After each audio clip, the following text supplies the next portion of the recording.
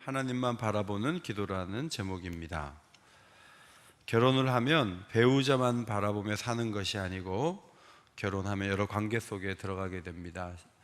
자매 같은 경우는 시아버지도 있고 시어머니 있고 시누가 있고 시동생이 있고 여러 사람들이 있고 남편도 형제도 장인 장모 처제 처형 여러 사람들이 이렇게 있잖아요. 그런데 이제 불행하게 되는 부부를 보면은 두 사람과의 관계는 어느 정도 괜찮은데 주변과의 관계가 어색해지고 또 핏줄이라는 것을 건드려져 가지고 이렇게 어려운 경우도 있는 것을 보게 됩니다.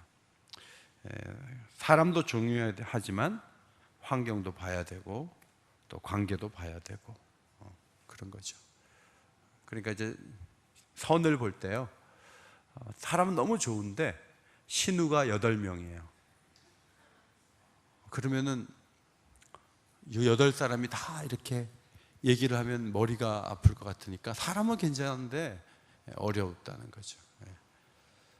제 친구가 너무너무 좋은 친구가 있는데 성격도 좋고 참 직장도 괜찮고 그런데 어머니가 돌아가실 때 병원에서 무균실에 계셔야 됐어요. 그래갖고 몇 번이나 이게 입원을 하고 그래가지고 어머니가 몇억 원의 빚을 남기고 가셨어요. 그래서 52살 때까지 결혼을 하려고 그래도 이자를 매달 내야 되는데 월급이 거의 이자로 나가는데 거기에 누가 와가지고 결혼을 해가지고 살면서 같이 이자 낼 자매가 어디 있어요? 없잖아요. 그런데 2년 전에 빚도 중요하지 않다, 사람 좋으면 된다, 이런 자매가 있었어요. 그리고 제 친구가 52살에 결혼을 했어요. 그래서 지금 너무너무 잘 살고 있어요. 빚은 다 갚았는지 모르겠어요. 근데 어쨌거나 사람 자체만 본다는 게 그렇게 쉬운 게 아니에요. 교회도 그래요. 교회도 하나님과의 관계는 좋아요. 저거 교회 와서 예배 때 은혜 많이 받는데요, 목사님도 괜찮대요. 그런데 몇 사람이 좀 힘들게 하기 때문에 내가 이 교회를 더 다니기가 어렵습니다, 이렇게 말하는 분들이 가끔 있는 것을 볼 수가 있죠. 어떤 우리가 인생을 살면서 어려운 일이 있고 핵심적인 어떤 하나님이라는 대상, 예수님이라는 대상 문제 없지만 주변에 복잡한 문제가 너무 많아지면 하나님은 마음에 작아지고 문제는 점점 커지면서 그러면서 신앙적인 핵심 안으로 들어가지 못하고 시선이 분산되는 경우가 참 많아요. 이 62편은 이게 기도문이 아닌 것 같아요. 자기가 자기에게 한 얘기 같아요. 독백하듯이 한 그런 시로 보입니다. 그러나 12절을 보면 기도문이잖아요. 주여 인자함은 주께 속하오니 주께서 각 사람이 행한 대로 갚으심이니이다.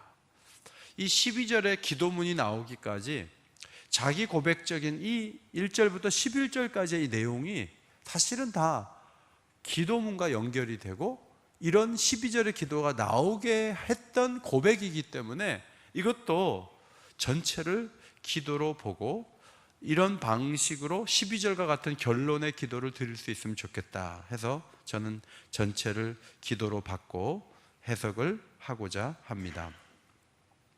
다윗에게 어려움을 주는 사람들이 있었는데 3절에 계속 공격하는 사람들이 있었나 봐요. 이들을 다윗은 두 가지로 표현했어요. 넘어지는 담과 흔들리는 울타리 그랬는데, 울타리 그러면 우리는 이 가는 나무로 이렇게 세워놓은 걸 생각하는데 이 원어적인 의미는 원래는 성벽이에요. 그래서 성벽이 이렇게 무너지려고 하는데 거기 지금 가운데 있는 거예요.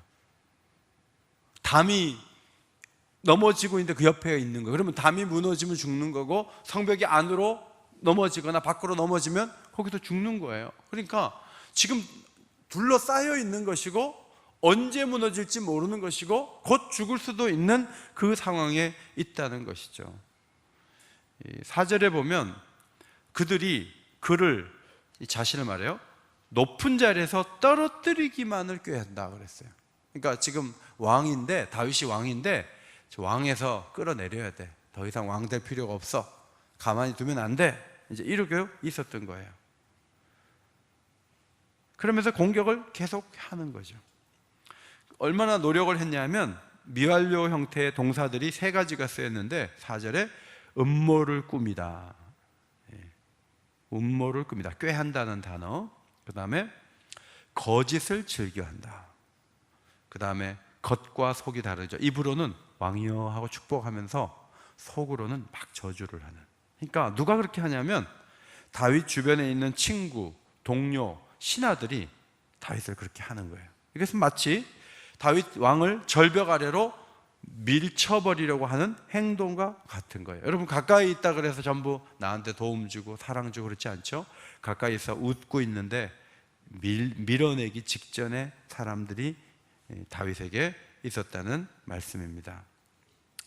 여러분, 가까이 있는 사람에게 실망하는 경우가 많잖아요. 우리는 다윗의 외로움과 아픔을 이해하는데 다윗을 이렇게 묵상하면서 예수님이 생각나요. 나사렛에 갔는데 나사렛 사람들이 반응이 안 좋아요. 말씀을 회당에서 가르치시는데, 그러니까 예수님께서 선지자가 고향에서 환영을 받지 못한다 이러면서 엘리야가 이스라엘에 많은 과부가 있었지만 사렙다 과부에게 보냄을 받았다. 엘리사 시대에 이스라엘에 나환자가 많았지만 수리아 사람 나아만 한 사람만 깨끗하게 되었다. 이렇게 말씀을 하실 때 나사렛 사람들이 막 화가 나가지고 어떻게 했냐면 누가복음 4장에 보니까 회당에 있는 자들이 이것을 듣고 다 크게 화가 나서 29절 같이 읽겠습니다.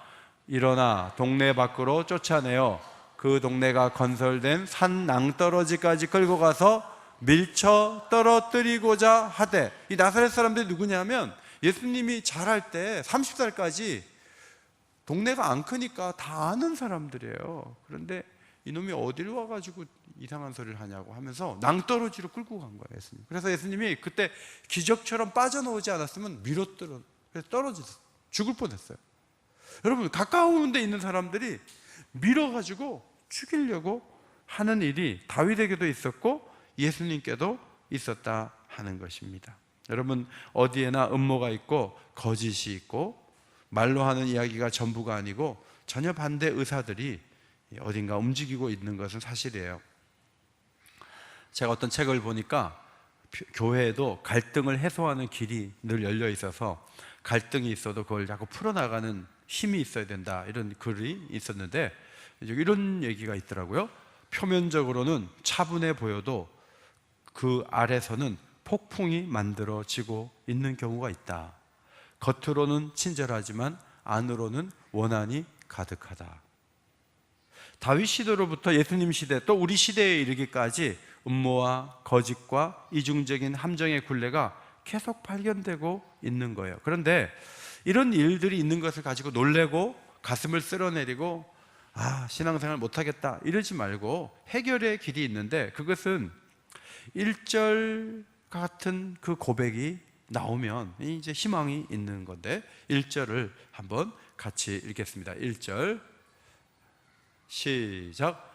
나의 영혼이 잠잠히 하나님만 바라며 나의 구원이 그에게서 나오는도다. 5절도 읽겠습니다. 나의 영혼아 잠잠히 하나님만 바라라. 무릇 나의 소망이 그로부터 나오는도다. 그랬어요. 1절에 나네주를 이렇게 보시면 여러분 거기에 2번이라고 돼 있고 파란색으로 밑에 보면 2번이 나와 있잖아요. 제일 아래. 영혼이, 나의 영혼이 하나님 앞에 잠잠하며 이렇게 돼 있어요. 하나님만 바라는 게 어떻게 하는 거냐면요, 하나님 앞에서 잠잠하는 거예요. 그게 하나님만 바라는 방법이라는 거예요. 막 기도를 큰 소리로 막 부르짖는 기도가 있지만요, 더 깊은 기도는 하나님 앞에서 잠잠히 있는 거예요. 그리고 내 마음속에 나를 괴롭히고 이중적인 언어를 쓰고 음모를 꾸미고 이런 사람들을 다 내려놓고 하나님하고 나하고만 딱 독대하고 있는 거예요. 이제 그런 관계 속에 들어가면요, 밖의 문제들이 굉장히 복잡하다고 해도 이게 다 정리가 되는 것이 하나님의 능력인 줄 믿습니다. 하나님이 그런 은혜를 우리에게 부어주시는 거죠. 시인이 하나님 앞에서 잠잠하면서 이제 드린 기도문이 2절이라고 볼 수가 있는데, 2절을 우리 중등부가 다시 한번 읽도록 하겠습니다. 2절 중등부 시작.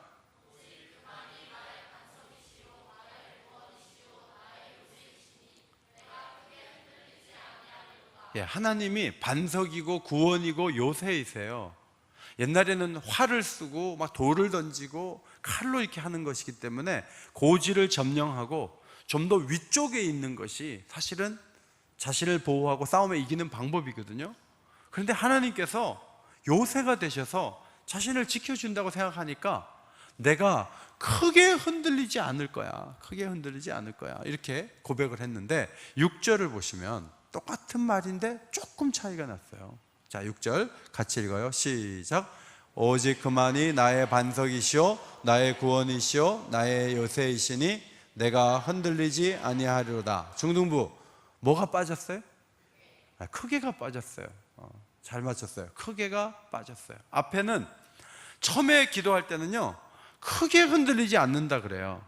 그러다가 한 번 더 기도할 때 다음 연에서는 그냥 흔들리지 않는데요. 그러면 그 다음 기도에서는 이 흔들림에 대한 두려움이, 아픔이, 이 어려움이 더 작아지는 거예요. 기도는 하면 할수록 크게 흔들리지 않다가 이제는 더 온전하게 서 있는 모습으로 가면서 두려움이 점점 기도를 반복하면서 작아질 수 있다는 것을 시인이 지금 표현을 하고 있는 거죠. 어려움 속에서 두려워하지 말라 하나님 말씀하시고, 기도하는 사람은 주님 제가 흔들리지 않겠습니다, 서서히 더 흔들리지 않도록 하겠습니다, 이렇게 고백하는 것이 필요합니다. 여호수아 1장에 보면 모세가 세상을 떠나고 하나님이 여호수아에게 내가 너를 떠나지 아니하며 버리지 않겠다 약속하시면서, 따라합시다, 강하고 담대하라, 그렇게 말씀하시면서 약속된 땅을 주시겠다고 하셨어요. 극히 강하고 극히 담대하여 모세를 통해 주신 율법을 다 지켜 행하고 좌우로 치우치지 아니하면 어디로 가든지 형통할 것이라고 보장하면서 하나님이 이렇게 말씀하셨어요. 여호수아 1장 9절입니다. 우리 형제들만 큰 소리로 읽겠습니다. 시작.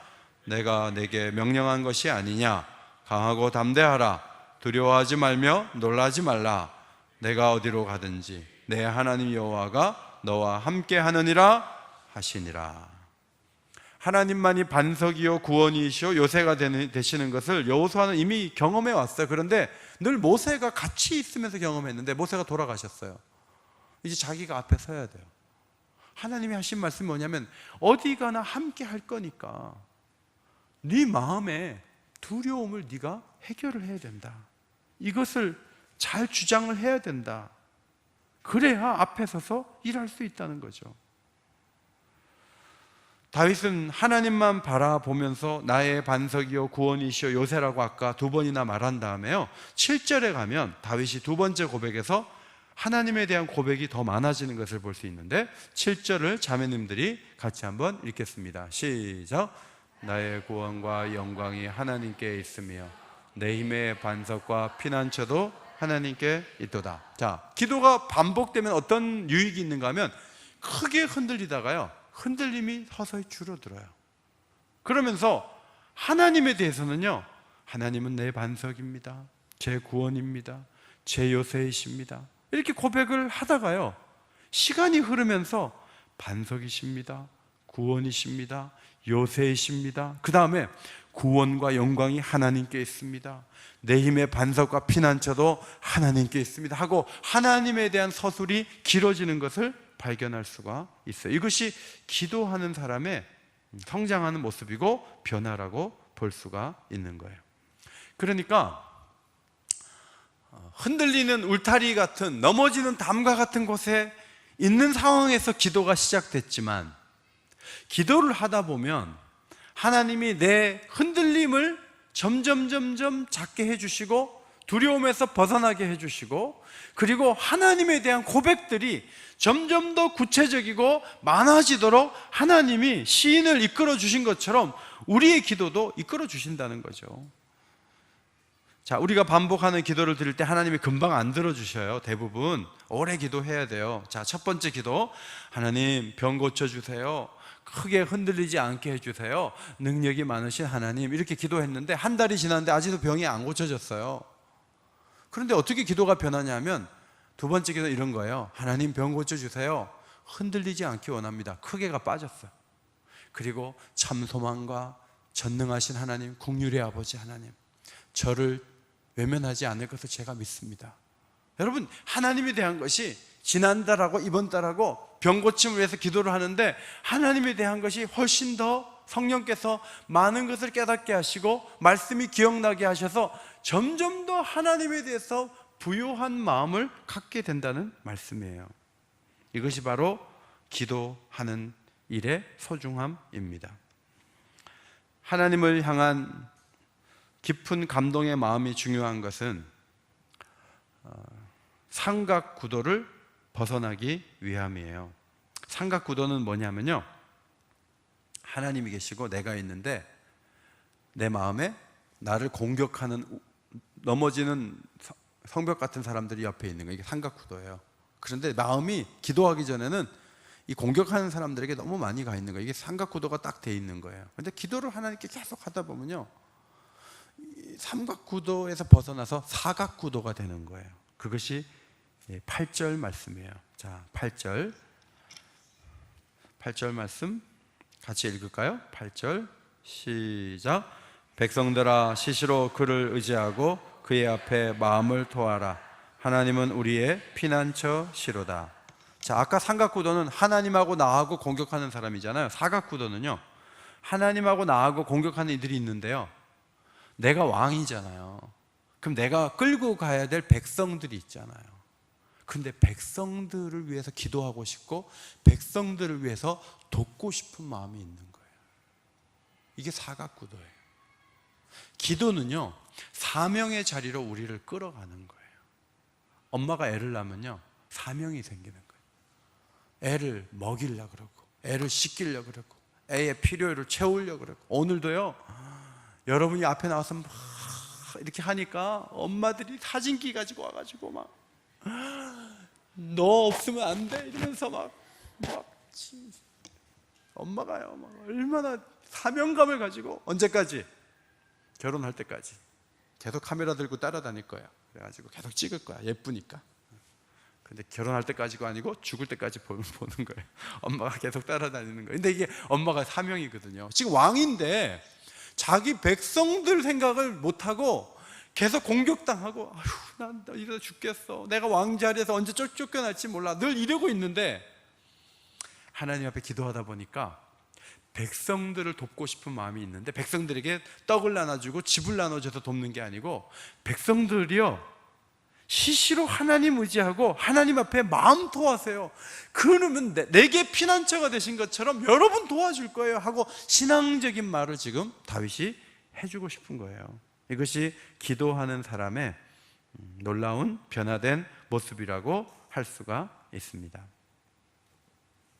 여러분, 하나님은요, 왕만 만나주시지 않고 마음을 토하려고 하는 사람, 마음에 있는 걸 드러내는 사람은 모든 사람을 만나주세요.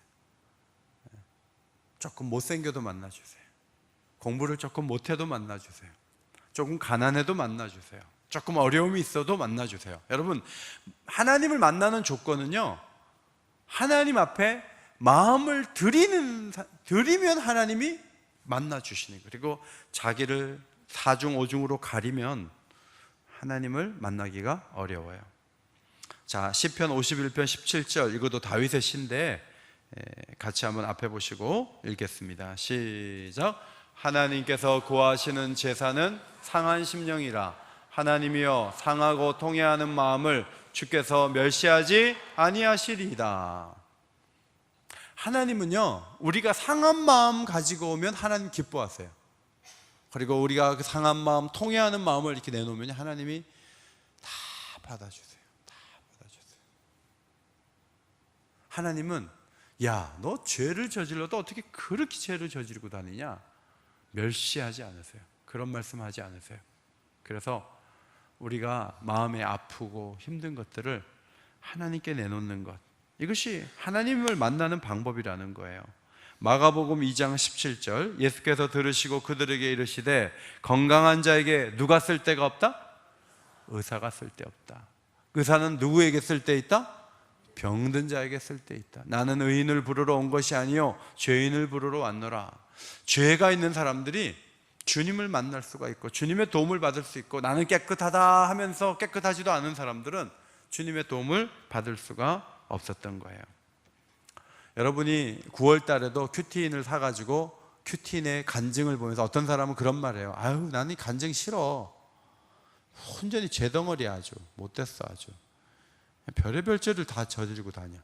창피한지도 모르고 글로 써갖고 책으로 내가지고 온 동네에 퍼뜨리고. 이 간증하는 사람 이해할 수가 없어. 이게 무슨 과거에 그렇게 놀아난 게 무슨 자랑이라고 글을 쓰고 그래. 그러면서 막 그 간증문 읽으면서 막 분통을 터뜨리는 분이 있어요. 아니, 이런 사람이 그 교회 서그룹 리더가 될 수 있는 거예요? 진짜? 그렇게 죄를 저지르고 막 그러면서 막 사람들이 비난할 수가 있어요. 그러나 여러분, 이 사람들 뭐가 이렇게 복잡해? 여러분이 그럴지 모르지만 이 사람들이 글을 쓰면서 하기 전에 사랑방에서 자기 죄를 고백을 했어요.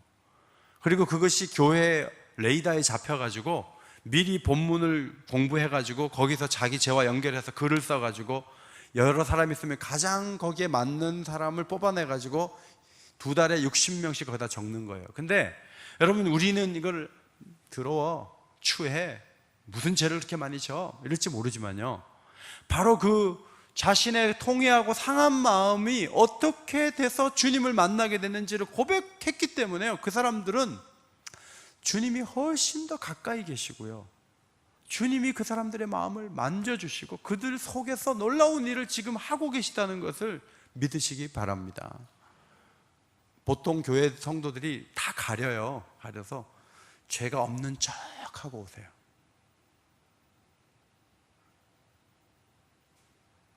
옷도 가능하면 흰색으로 입고 와요. 그게 깨끗하잖아요. 하얀색이니까. 근데 여러분, 하나님 앞에서는요, 숨길 수도 없고 가릴 수도 없어요. 우리 모두가 우리 자신이 얼마나 큰 죄인인지를 우리가 마음을 토해야 하나님이 만나 주신다는 거죠. 우리의 사정을 알아야 하나님이 만나 주시는 거예요. 그냥 체면만 가지고 나를 가리면 위로를 구해도 위로를 얻지 못하는 거예요. 날씨가 아무리 맑아도 마음이 어둡기만 하는 거예요. 왜냐하면 하나님이 안 만나 주니까. 큰 문제를 보기는 하는데 마땅히 해결책이 없는 거예요. 마음을 토하면 하나님이 만나 주세요. 누가복음 18장 13절에 세리가 마음을 토하는 모습을 주님이 말씀하셨어요. 세리는 멀리 서서 감히 눈을 들어 하늘을 쳐다보지도 못하고 다만 뭐예요? 가슴을 치면서. 옛날에는요, 기도하면요 많이 울었어요. 사람들이 많이 울었어요. 요즘 사람들은 죄를 안 짓고 옛날 사람들은 죄를 많이 져서가 아니에요. 하나님 앞에서 불쌍히 여겨달라고 막 부르짖고 막 하나님 붙잡고 죄인이라 그러고. 여러분, 그러면요 하나님이 만나 주시죠. 저를 긍휼히 여겨 주십시오. 저의 죄를 용서해 주십시오. 그렇게 고백할 때 하나님이 만나 주시는 거예요. 저는 62편이 8절까지 끝나면 될 것 같은데 9절부터 12절까지 한 연을 더 넣어가지고 이 시의 교훈을 정리해 주는 것을 보면서 이 말씀이 참 귀하다는 생각이 들었는데, 첫 번째 이 다윗이 정리해 준 것은 뭐냐면 사람은 입김이며 인생은 속임수라는 고백이에요. 따라합시다. 사람은 입김이며 인생은 속임수입니다. 사람은 입김보다 가벼운 존재다라는 거예요. 여러분, 우리가 보통 어려운 일 당하면요 사람을 찾아가요. 사람에게 도움을 받는 게 10가지 중에 9가지는 돼요. 모든 것이 사람이 도와줘요. 그래서 실력 있는 사람, 기술 있는 사람, 지식 있는 사람, 여러 부류의 사람들을 의지하지만 그 사람은요 영원히 내 옆에서 나를 적절하게 도와줄 수 있는 존재가 아니라는 거예요. 그래서 저울에 사람이 너무 가벼워서 달아볼 것도 없기 때문에, 달면 아무것도 아닌 존재이기 때문에, 너무나 가벼운 존재가 사람이기 때문에, 사람은 그런 존재이니까 하나님을 의지하는 게 맞다는 거예요. 하나님을 의지하는 게 맞다. 한편으로는 사람이 너무 가벼운 존재니까 하나님을 의지하면 맞다. 또 한편으로는 한 사람을 두려워할 필요가 없다. 그런 말씀을 오늘 주고 있는 거예요. 10절은 이 포악이 나오는데, 이 포악은 물리적인 폭력이기보다는 물질을 막 나쁜 방법으로 많이 갖고자 하는 폭력을 말하는 거예요. 전도서 7장 7절에 탐욕이 지혜자를 우매하게 하고 뇌물이 사람의 명철을 망하게 하느니라. 이 권력을 막 갖고 모두가 높은 자리에 올라가려고 하는 게 재물을 가지려는 마음과 연결이 되어 있는 거예요. 그런데 재물을 많이 갖는다고 해도 그것이 하나님이 될 수가 없는 거예요. 물론 재물로 할 수 있는 게 많아요. 그죠? 재물이 많으면 중등부를 다 돈가스를 사줄 수 있어요. 재물로 할 수 있는 게 많아요. 그러나 하나님을 대신할 수는 없다. 그러니까 재물이 늘어나더라도 난 돈 있으니까 난 기도 안 해도 돼, 나는 돈으로 다 할 거야, 이러지 말라는 거예요. 부자가 되는 게 중등부 친구들의 소원이 되면 안 돼요. 부자는 그냥 이렇게 되다 보니까 부자가 돼야지, 나는 부자가 되지 않으면 안 될 거야, 안 돼 하면서 막 주일도 안 지키면서 막 무조건 돈을 벌어, 돈 하면서 돈을 버는 것은 하나님이 원하는 게 아니에요. 11절에서 하나님이 한두 번 하신 말씀을 내가 들었다 그랬는데, 이 무슨 뜻이냐면 하나님이 한 번 말씀하실 때 나는 두 번 배웠다, 그런 뜻이에요. 히브리시에서 한 번과 두 번은 뭐냐면 어떤 행동이 계속 지속되는 것을 말하는 거예요. 그래서 원래 뜻이 뭐냐면 하나님이 계속 가르치실 때 저는 계속 들었습니다, 배웠습니다, 그런 뜻이에요. 하나님은요, 사람들을 막 고통 속에 사람들을 둘러싸여서 막 다윗을 공격하고 이럴 때 하나님이 그때 말씀을 해주시거든요. 다윗, 너 내가 누군지 알아?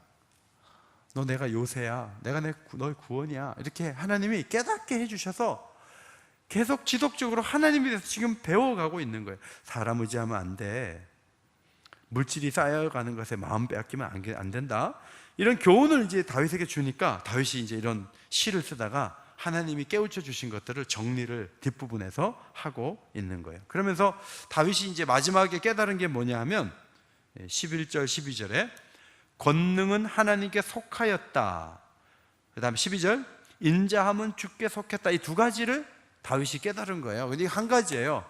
권능도, 하나님이 불쌍히 여기는 친절한 사랑인 이 인자함, 이 헤세드도, 이것도 다 하나님 손에 달려있다. 이것이 이제 다윗이 이 어려움을 통해 기도하다가 깨닫게 된 중요한 하나님께 배운 진리라고 하는 거예요. 중등부 친구들의 미래는 하나님 손에 달려있어요. 아멘? 딴 분들이 아멘 하십니까? 중등부 친구들은 아멘 안 하는데, 중등부 친구들의 미래는 하나님께 달려 있어요. 아멘. 네.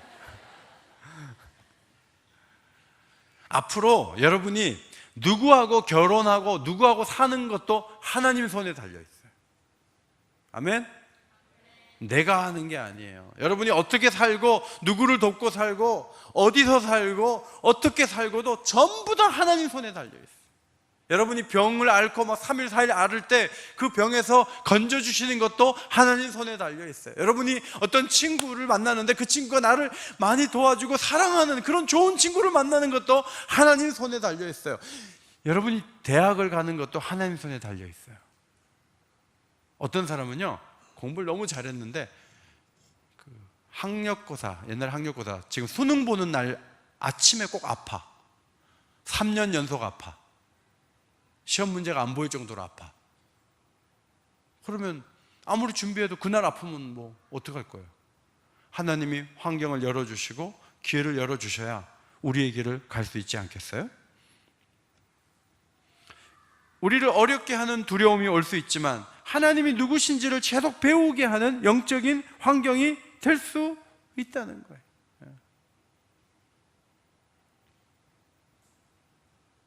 하나님 우리를 지키시고 구원과 요새가 되시고, 그래서 어려움이 전혀 없어서 하나님 없이도 살 수 있는 사람이 행복한 사람이 아니고, 어려움 속에 있지만 하나님이 이런 분이시는구나 하고 계속 깨달아가는 사람이, 그 사람이 훌륭한 사람이에요. 좋은 사람이에요.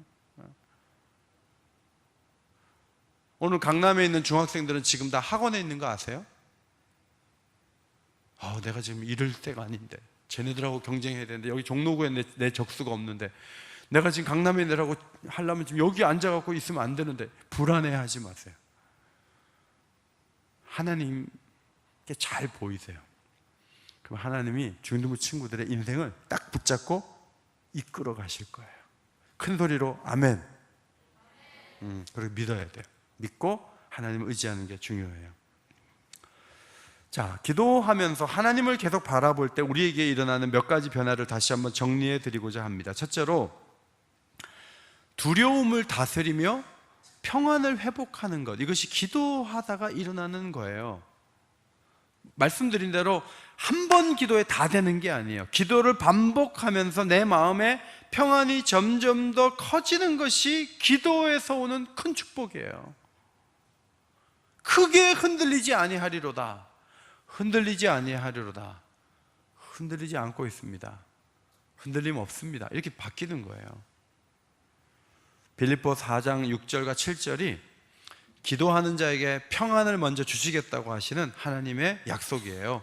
아무것도 염려하지 말고 오직 모든 일에 기도와 간구로 너희 구할 것을 감사함으로 하나님께 아뢰라. 7절 같이 읽어요. 그리하면 모든 지각에 뛰어난 하나님의 평강이 그리스도 예수 안에서 너희 마음과 생각을 지키신다 그랬어요. 기도하면 하나님의 평강이 내 속에 들어와서 마음과 생각을 지켜주시는 거예요. 왜냐하면 평안이 미치는 이 힘이 있기 때문에. 예수 믿고 뭐가 달라졌냐 그러면요, 제일 좋은 대답은 평화를 얻었습니다. 평강이 뭔지를 알았습니다. 그거예요. 이 평화를 얻으려고 주 앞으로 나아갈 때 주 예수님 우리에게 이 평화 주시도다. 다 함께 평화 평화 하나님 주신 선물 그 놀라운 주의 평화 하나님 선물일세. 금요기도에 나오기 전에 아들에게 너 기도회 끝나고 봐. 가만히 안 둘 거야. 그리고 이제 왔어요. 왔는데 기도하다가 엄마 마음이 다 풀어졌어. 그 집에 가서 이제 맞을 준비하고 있는데 엄마가 평화 평화 하나님 주신 선물. 예수 믿는 엄마가 있으면 좋아요, 나빠요? 좋아요. 그러나 금요기도에 안 가는 엄마는 반드시 때린다면 때려요. 그러니까 엄마가 기도하도록 자꾸 금요기도에 가라고 해야 돼요. 그래서 기도하다 보면 평화가 탁 넘쳐가지고 생각이 다 흐려지면서 달라지는 거예요. 모진 바람 또 험한 금물결이 죄 아무리 성내어 덮쳐도 권능의 손 그너를 저으시니 오 잔잔한 잔잔한 바다, 잔잔한 바다. 마음이요, 막 물결이 막 일어나는 거예요. 그런데 하나님이 권능의 손을 쫙 펴시니까 바다가 잔잔해지. 이게 마음이거든요. 오늘 여러분이 기도하다가 마음이 평안하게 돼서, 올 때는 한짐 가득히 갖고 왔지만 기도하다가 마음이 편안해져가지고 가게 되시는 축복이 있게 되기를 바랍니다. 이건 이 자리에서 받을 수 있는 축복이에요. 이거 못 받는 건 기도에 문제가 있어요. 이건 받을 수가 있어요. 이 자리에서 보장된 축복이에요. 마음에 평화가 오는 거예요. 두 번째로는 기도 속에 흐르는 1대1, 1대2, 1대3, 1대1, 1대1의 변화가 있다는 거예요. 자, 기도하다가요, 하나님 얘기하다가 1대1이잖아요. 근데 저를 괴롭히는 저 사람들이 있어요. 그러면 1대2가 되는 거예요. 막 기도하니까 하나님이, 야, 너 지금 목회하면서 오긴교회 성도들한테 위해서 기도해 줘야 되지 않겠어? 그러면 막 그 문제 기도하다가 교인들 가운데 아픈 사람 위해서 막 기도하고, 교인들 누구 신방 갈까 생각하고 막 기도를 하고 막 그렇게 기도를 하는 거예요. 그렇게 하다가 1대2가 또 다시 돼요. 뭐냐면, 사람이란 게 뭐냐? 사람은 입김보다 가벼운 거예요. 나를 공격하고 나를 힘들게 하는 그 사람들을 너무 크게 생각할 필요가 없고, 하나님, 제가 그 사람들 가볍게 생각할게 할 때 1대2가 되는 거예요. 그러다가 권능이 하나님께 속했고, 인자함도 하나님께 속했고 하고, 하나님을 1대1로 만나면서 기도가 끝나는 거예요. 이 마음의 흐름이 기도 속에 이게 하나의 파노라마처럼 이렇게 연결이 되는데, 하나님하고 1대1만 만났는데 문제 있는 사람도 생각도 안 나고, 기도 제목도 생각이 안 나고, 그냥 하나님하고만 이렇게 하다가 가버리면요, 무슨 말인가 하면 내 속에 있는 거 다 토하지 않고 기도했다는 뜻이 되는 거예요. 하나님이 상처를 싸매주시면요, 사명을 위해 기도하게 돼요. 하나님이 함께 하시면요, 1대2가 2번 나오는데, 이쪽은 무거운 1대2지만 저쪽은 가벼운 1대2가 되는 거예요. 이런 흐름, 그런 것들을 기도 속에서 우리가 누릴 수가 있어요. 마지막, 기도한 다음에는 하나님께서 모든 것을 주관하신다는 믿음을 세우셔야 한다는 것입니다. 자, 기도를 다 했어요. 자, 62편을 다 기록했는데 또 마음속에 막 불안하고 힘들어하고 그러면 안 되죠. 기도 후에는 하나님이 주관하신다 믿고 맡겨야 돼요. 수고하고 무거운 짐을 맡겨야 돼요. 넘어지려는 담과 흔들리는 성벽 안에 있는 것처럼 계속 불안하면 기도한 의미가 없는 거예요. 내 속에 평안이 발견돼야 되고, 하나님을 향한 신뢰가 더 깊어져야 돼요. 내일 사형이 집행될지라도 베드로가 천사가 왔을 때 코 골고 자는 거죠. 뭐 옆구리를 쳐가지고 깨워갖고 이렇게 해서 감옥에서 데리고 나왔다니까요. 그런데 어떻게 내일 죽는데 오늘 밤에 잠이 오겠냐고요. 하나님이 베드로의 마음에 다녀가신 거예요. 바울의 마음에 다녀가니까 모든 사람이 풍랑으로 인해서 배가 좌초될 것이라는 불안감이 있는데, 바울은 한 사람도 죽지 않습니다 라고 말했고 실제로 한 명도 안 죽었어요. 왜냐하면 바울의 마음에 하나님이 다녀가셨기 때문에 그래요. 오늘 여러분이 기도하다가 하나님이 여러분 마음을 스치고 다녀가시고, 다녀가는 게 아니고 여러분 마음에 머물러 가지고 두려움을 해결하고 여러분과 함께하는 그런 축복이 이 밤에 있게 되시기를 바랍니다. 그것이 기도의 축복이에요. 그래서 오늘 62편에 하나님을 바라보는 기도, 바라보는 이 믿음을 가지고 오늘도 하나님 앞에 나아갈 수 있는 복된 시간이 되시기를 예수님의 이름으로 축원합니다. 아까 불렀던 주 사랑하는 마음 한 번 더 부르겠습니다.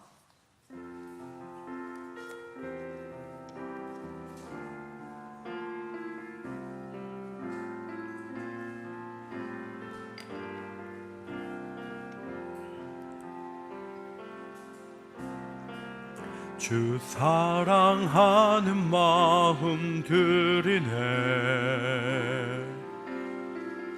내 삶의 모든 것 대신 주님께 은혜의 보좌로 나아가리, 내 영이 주님을 찬양. 주 기뻐하시는 소망 드려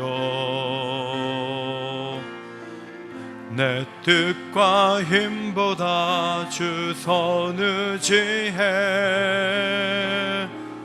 주 앞에 엎드려 간구하오니 나를 사용하옵소서. 두 손 들고 생명의 말씀으로 나를 채우사 주의 길 예비케 하소서. 성령의 능력으로 성령의 능력으로 기름 부으사 진리를 선포하게 우리 두 배나 큰 소리로 생명의 말씀으로 생명의 말씀으로 나를 채우사 주의 길 예비케 하소서. 성령의 능력으로 성령의 능력으로 기름 부으사 진리를 선포하게 하소서. 하나님만 바라보는 기도를 드리기를 원합니다. 잠잠히 하나님 앞에 계시면 하나님이 반석이시오 구원이시오 요새이신 것을 깨닫게 됩니다. 흔들리지 않을 수 있습니다. 오늘 우리에게 평안을 주시고 우리의 마음에 찾아오셔서 참된 평안을 누리며 하나님을 더욱 의지하고 사명에 집중하는 자리로 나아갈 수 있도록 기도하는 동안에 우리에게 은혜를 부어달라고 다 같이 말씀 붙잡고 합심해서 기도하시겠습니다. 하나님 아버지 감사합니다.